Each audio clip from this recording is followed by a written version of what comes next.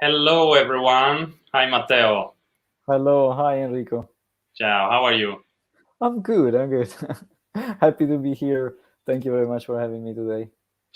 Thank you for being here with us. I'm very happy to introduce all of you to Matteo Cavucci, our expert today. So we are talking about product discovery with the lean value tree. We are going to do that in a second. I'm Enrico from Avanscoperta, and I'm very happy to have you all here today again for the second year at our Small Talk series. So with this new series, we aim to discover the topics of the workshops in a more informal way. As you will see, there will be no slides, no, script, just a couple of questions, both from us, from me, and from all of you at home or wherever you are, because we really want to understand a bit more about Matteo's workshop today, and we are going to do that in simple words and in a conversational way, let's say so. So the YouTube chat is open. I remind you, you can start writing your comments, observations, and questions to Matteo over there. We're going to stop every now and then to see what happens and how the interaction is going. So feel free to reach out to us anytime. I would say I've said enough already. We are here to learn from Matteo about his product discovery with the Lean Value Tree workshop that we are hosting next month online for the second time online, but we did one in Milan in November or October 2019 before everything changed. So we are very happy to have Matteo back with us, the good friend and excellent trainer. So Matteo, let's go straight into the topic. So we are going to talk today about product discovery with Lean Value Tree. We always like to start with some definitions. So first off, what are we talking about? Product discovery. Well, first of all, thank you very much, Enrico. You said, well, this is the third time where we're going to run this workshop, and for me, it's a big honor to do it with Avanscoperta, because every time for me, it's also about challenging myself, challenging my beliefs, and also my learnings coming straight from my daily job. So you asked about definition. So what I mean with product discovery. So product discovery is usually a moment where a team or a group of people are called in a company or in a specific professional setup to explore certain ideas. And from my understanding, their job is to kill ideas as early as possible to avoid the risk of building something that is useless at the end, or it doesn't have the expected impact. Because every time we are building something, there is a sort of cost that is connected to that, which is not just the cost of building something, that is the time and the effort that we're spending in actually making the product. There is also the opportunity cost, which means that it's the cost of posing something else, of saying no to some other ideas that might be even better or more relevant or more effective in certain situations. There is the cost of complexity, that we are introducing a new feature, a new product in our ecosystem, that we are building a new thing, that we are introducing new code that we have to overrate, we have to maintain, that is making things harder to be understood by new people coming in. So it is a new piece that you have to keep in mind every time you are adding something to the whole stack.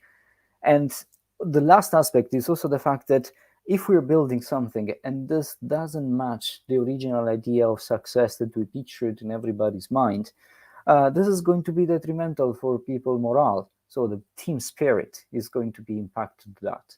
So this is why I'm saying that we need to be very careful before committing into something. And this is why discovery, it is a fundamental element of building good software. Excellent. So that's a very good overview. Also, you already touched on one of the points that I wanted to mention, and you did put it down so well in your last interview we did together. I'm gonna post the link later. When you say basically product discovery is what we can do to kill an idea as early as possible, might sound like harsh, like a hard statement, but actually it's what you need to do with no hard feelings, no attachment to it. And even probably resonates even more in these times of how how to say, higher uncertainty, right? So not being so connected to maybe the early idea and see all the costs involved, as you mentioned, in order to understand if it's the right thing to do. Yeah, because especially compared to other industries, software it comes with a relatively cheap way of creating new stuff. So adding a new function, again, like a new feature, a new product, it is relatively cheap. And this is why people sometimes have the urgency of jumping immediately into the building mode and start adding things over an original idea without testing it appropriately. Thing is that, there is way more than that, because again, like, it is not just testing, it is not just proving that something it is important. I feel that discovery plays a role also to define what need to be built, how, and with kind of approach we need to apply on that. And again, like, I feel that this is a fundamental part when we're talking about building high quality digital products and satisfying the customers. I believe this also ties back to what we have called in other occasions, because we did already a couple of meetups with you, like prioritization, and understanding when to do what and why, especially because all needs to be somehow linked to the overall vision that you have. Yeah, let me build on top of this, because you said something very important. Usually when we're talking about prioritization, we are basically around the project management area. It's not the case here. I feel that prioritization it is actually a fundamental brick of doing a good product discovery, because we are called to prioritize different opportunities that we have, meaning that we may have different questions. In other forms, we do have different hypotheses and limited resources. So we usually run discovery project on a runway, meaning that we have like limited budget, we have time boxes, and we need to be extremely effective in generating information, valuable information, applying some kind of work. Meaning that a fundamental aspect that we have to curate is definitely to start from the most important hypothesis. So from the hypothesis that will reveal the most information, most useful information, high quality information. And in order to get that, we definitely need to get into a prioritization mode. Which brings me to the next question. Of course, your workshop is the combination of two aspects. So we do have the product discovery we just talked about, but then of course the question is always, so how do you do this, like physically, and with what tools? I know you have the answer, or I think I know, and is what we call the lean value tree. One of them, of course. I guess your arsenal has more weapons. But let's start from this. So what is the lean value tree? Well, in a nutshell, lean value tree, it is just a structure that allows us to frame and communicate effectively the information and make everyone aware of what are the important things that we need to do in order to proceed. So it is a visual representation, something easy to scan, easy to read, easy to be communicated externally, that allow basically decisions to be made in a highly uncertain and rapidly changing environment like the discovery. Lean value tree comes from my years at ThoughtWorks, so it originally comes from a larger framework called Edge that people very brilliantly implemented there and applied in different contexts.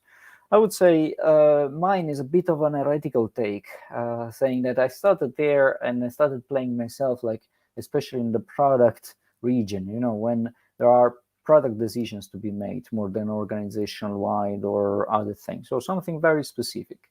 And I felt that this kind of organizing information is particularly effective when it's about running discovery.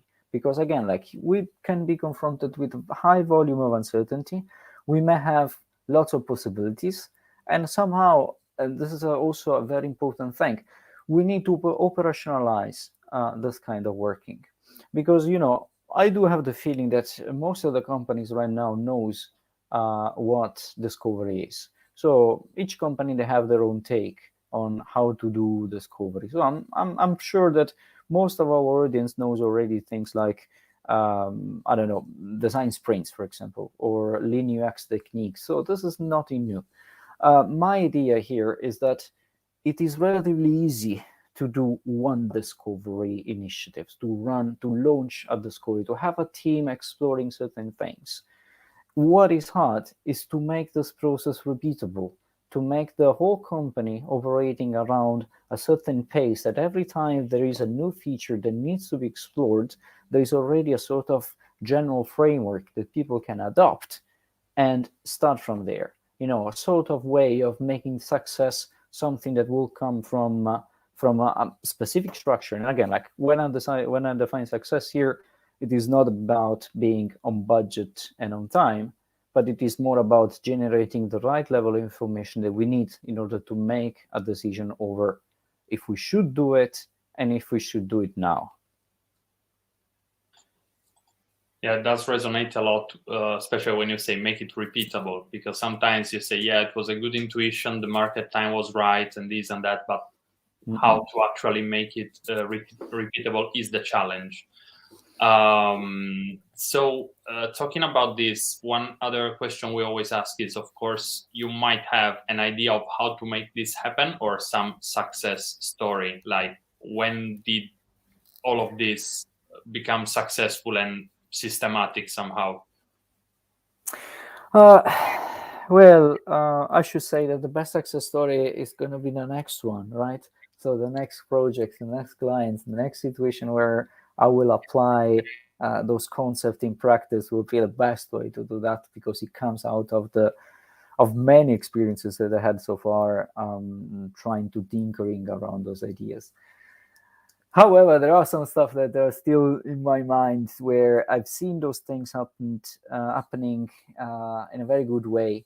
And for example, it was a while ago. It was probably at the beginning of this journey, exploring the possibilities of Lean Value Tree, when in 2018 I had the chance of working with Mozilla in North America.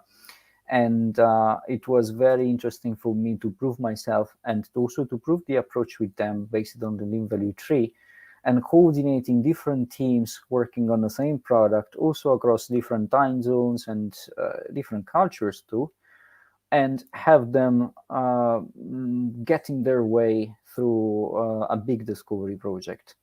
And somehow, again, like what struck me by the time, it was definitely the fact that, it is not just the workshop. It is not just the moment where you get the people together, but it is also what is happening once those people are back to their daily life, to their daily work.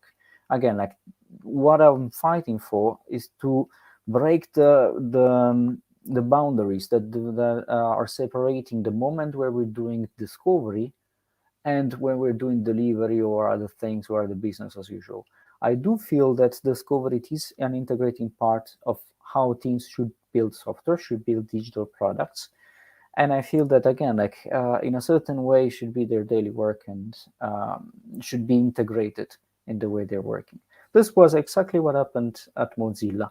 So starting from an original kickoff, where we defined the tools, we defined the approach, I've seen the whole thing evolving through time and also becoming part of their work. Excellent. So yeah, of course, as you say, the future will always be brighter, but Yeah. we also have some examples. So I wanted to talk about some history a bit more. So of course, it's two tools that basically, I know you said it kind of comes from Edge. I don't know if you also refer to the mix of them, but so how does the connection between product discovery and Lean Value Tree, where did that happen basically? When did you have the eureka moment of saying, wow, this can work together? Well, it was a trial and error, to be honest, because as I said before, like I learned from the masters. So during my time at ThoughtWorks, I had the chance of working with very, very good people, like world-class level consultants. They are working on global companies, tackling big, big problems. And I try to learn from them. I try to apply some of the principles and the ideas that I've seen working so well in certain contexts, like, for example, organizational transformation, and apply it in certain other contexts that, again, like, might come with the same level of uncertainty, like, again, like product discovery. And I felt that those things went very well together, because, like, there is the need of creating an alignment. So I feel that at the end, creating alignment, it is one of the one of the most important jobs that needs to be taken. And the more we invest in aligning people, in creating a shared understanding, the more the rest will flow. Talking about alignment, of course, I cannot avoid mentioning one of the tools that we use the most. I know you also did a blog post about it back in actually 2018, about your experience with, of course, event storming, which is Alberto Brandolini's technique about creating alignment. So how does that work within this context? But of course, we need to talk about this in a more software-only tech way, but here the focus, I think, is a bit more shifted. And we've seen event storming working very well here as well, but I wanted to understand a bit more from you. Correct. So, as you may know, I feel that event storming is the best companion for discovery initiative conducted, organized, orchestrated through the Lean Value Tree. And I feel that, somehow the Lean Value Tree approach answers really well the question, what's next after we are making the big picture event storming as a starting point for an exploration. I feel that at the end of that moment, when you do have like a proper picture of what we would like to see, for example, or how the situation is today, you're gonna come with a lots of ideas, right? With lots of things, lots of opportunities that somehow you need to organize and prioritize. And this is exactly the job of the Lean Value Tree. So through connecting things, through building the tree, you're basically making choices and refining information that will allow people to make their own decisions while they're in the ground. So what we like to see here is a sort of way of translating all the opportunities emerging from the event storming big picture mode and making them actionable somehow throughout a lightweight planning that can be adapted really, really quickly and can respond to all the different tensions and inputs that you may have during a discovery endeavor. Excellent. So that, yeah, usually, definitely makes sense to have it as well as a tool to use. Let's go back to the workshop a bit, if I can. So I wanted to understand a bit more about what we're actually gonna do in these 4 half days. So there's gonna be, of course, some theory, some practice, group work, and what's not. So tell us a bit more about the remote version of the product discovery and Lean Value Tree workshop. Yeah, thanks for the chance of explaining this, because this is something that I've been working a lot in order to create a workshop that is not just simply repurposing what we did in presence, but also to design something that will really make sense to run in a remote setup.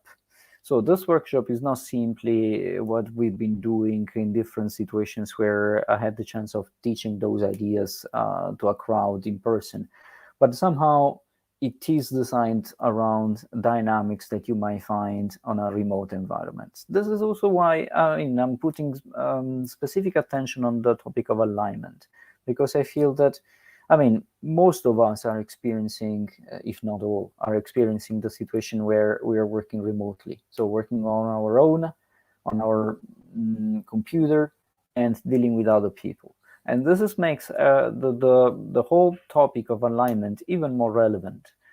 So I feel that, again, experiencing what can be a sort of kickoff for a discovery project in a remote setup, make it very, very close to what the reality is. And again, like my approach is definitely oriented towards practicality.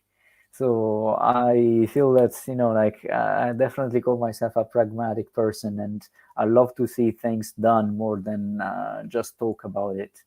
And my approach is definitely the opposite of what we've seen, let's say, in a classic workshop. So instead of explaining things, I would like to see more people practicing it and then finding the sense out of that. Like experiencing something and then trying to get what was the reason, what was the purpose behind certain patterns or certain approaches. Because of course, I'm going to offer some kind of tools. Let's be precise. So we're going to use templates. We're going to use certain ways of organizing thinking and discussions. But then again, like it will be a moment where we can reflect over certain aspects. So why certain things are shaped in a certain way, where those things are coming. And this is also, for me, is going to be my chance to offer my take over what I experienced it. So how certain things were working well, why certain approaches didn't fly out. And this kind of exchange, this is why this is probably the part I like the most when we're running a workshop, because again, like it is a real and honest exchange on how those things can be implemented in real world. That's amazing, and we can't wait to see that happen again. We know that it's from the exchange that the most value comes out, and also we love the approach of do and then reflect and learn, rather than being thrown slides and theory like there's no tomorrow. So we can learn from what we've built and then take it from there, kind of thing. So we know how you do that, and that's really cool. So we're gonna see that in action again. So actually, from one of your workshops, we have one of the nicest, I would say, success stories we've seen. I take the opportunity to. This is not spot. It's like something that happened spontaneously in the last months, and we've seen that happen, and it was quite nice and surprising. So some folks from a company called Fight Bean in Italy met Matteo at the workshop we did, the one I mentioned before, in presence in Milan in 2019, and from that point onwards, a collaboration also involving Matteo started, and this is centered on what they refer to as the Lean Validation Playbook. For now, only in Italian, but the future is bright. So we also did a meetup last year with them. So hi, Federica and Mattia and all the team. So would you like to expand a bit more on this? I mean, it's quite a nice story that happened. So we always want to see where we are with that, if there's any progress, and kind of make the world know about this.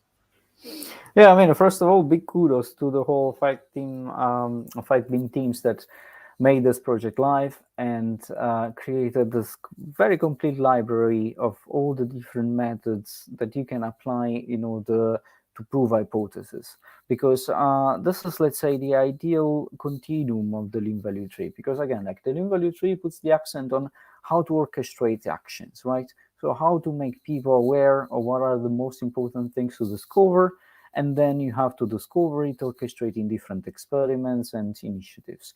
So the Lean Validation Playbook completes somehow the offering in the sense, giving the chance of people to review different methods, prioritizing them, selecting them, and committing into the most valuable thing that you may have. Again, like they did a great job, and I'm super happy every time I see that it's not just left there, but it is a living thing. So it is evolving, it is changing. Every time something new comes out, and recently they published 2 new different methods, again for validating business ideas. And I feel this is a great resource for all the Italian-speaking fellows. Yeah, apologies. I was just writing that all the links of the things we've discussed today will be available in the first comment to this video, so you can refer back to the lean validation playbook, Matteo's interviews, and last but not least, what I'm about to ask you, Matteo, which is if you have any suggested readings, recommendations, videos, books, whatever. And then I'm keeping an eye on the chat. If there's no question, I mean, there's still like 5 minutes after this question, but after that, we close for today. So if you have any questions, this is the right time. You were asking me about suggestions for reading and watching and doing things. Since I'm a big reader, I love to read and I love to impose books and things to other people. So I really hate when people tell me that I definitely have to read this and that. So I tend to be rather conservative when it's about to suggest or recommend certain things. I just go straight to what is considered probably the Bible of product development, which is Donald Reynoldson, Principle of Product Development Flow. I feel that this is the one that you cannot escape if you're doing product management or if you're interested in product, even though, I mean, it's not strictly related to digital products. It contains really everything that you need to know in order to do this job well. And it is dense, it is challenging, it has math inside, so it is something that goes a little bit out from my comfort zone, let's say. So what you could expect from a business book, but really gets deep into the topics, and it gives you a very different take on certain aspects that you have to consider. Thanks, Matteo. Of course, I didn't want to be, how to say, rude or Nah. I didn't have to. No, don't worry. No, it's not about being rude. Again, like, it's the fact that in most of the cases I cannot say that there is something that really I would recommend, because again, like, I feel that you know what they say. They say read what you like until you like to read. Huh? And that's something that that's my approach. So start from something you like. Doesn't matter what is. And again, like, if you want to hear something, I mean, if you want to hear what was a book that really made me thinking, Don Reynoldson is definitely on top of the list. However, whatever you're gonna pick is gonna be good until you actually start reading for your own pleasure. That's great. I mean, from the start of your answer, I said is gonna suggest nothing. We have one book which is already one thing. No, I hate when people don't answer. I try to answer all the questions, so this is something that I'm trying to do. Again, like, sometimes I'm not that good, but in general, like, I feel that if you're asking a question, I'll try to do my best to answer it. You did very well, and you are very kind. Even with this annoying that I always have to ask, like, there's something more you want to learn, etc. So thanks for that. That will be in the comments straight after we finish. We do have one from Morten. Hi, Morten, who is a friend of mine in this. So thanks, Morten. What about conference talks on the topic? For someone who is new on lean value and wants to learn more, if there are some. Hi, Morten. Thanks for the question. I really don't know, because, to be honest, I was saying, like, I love to read, but I don't love so much to watch talks online. So I cannot answer straight on what is a talk that you may watch online. However, I take this as a commitment. So I will try to do some research, and let's see if something comes up. So I will be happy to post a comment here or to send it out to Enrico, so you can get a proper answer to this question. I'm also sure I might find something from the past workshop that you might have recommended without the pressure of having to. And I'll post that, definitely. Thanks, Enrico. No worries, no worries. See, I created the trouble and I'm trying to solve it now. By your way, yeah. So at the end of each workshop, we always have like a big Excel spreadsheet. This is like separate information you might want to know. Where basically we have all the books recommended by our trainers during the workshops, and of course I do have. I'm sure there's gonna be something cool from Matteo there, without him having to think about it now. And I'll post it. And if you find something else, Matteo, of course we are happy to hear, but no homework. Everyone's free. Liberty to. No, come on. I mean, this is one of my favorite topic ever. So I'm happy to do research. Excellent. Okay, so I would say thank you for your time today. It's been great talking to you, and I'll post all the links now. But first, before you leave, I'll show you I'll actually post now the link to the workshop that we are doing next month. It's gonna be in English for 4 half days. Be there if you want to know more about the topic. And that is it for now. If you have any questions, drop us a line, and we'll be happy to help you from where we can. We'll see you next week for a meetup with Wojtek Tak, Luca Sartoni, Manuela Damiani, and Alberto Brandolini on remote asynchronous, collaborative asynchronous communication. Where we're going to talk about the challenges of forced or not forced remote communication, what it means at a higher level other than my colleague is not replying on Slack, but that is also part of the topic actually. So see you next Tuesday. It's the 25th of January at 7 p.m. Matteo, thank you for being with us, and it's been a pleasure. Thank you for having me. Have a good day, folks, and good weekend since it's Friday. Indeed. Happy Friday, and see you soon. Bye. Bye. Bye-bye.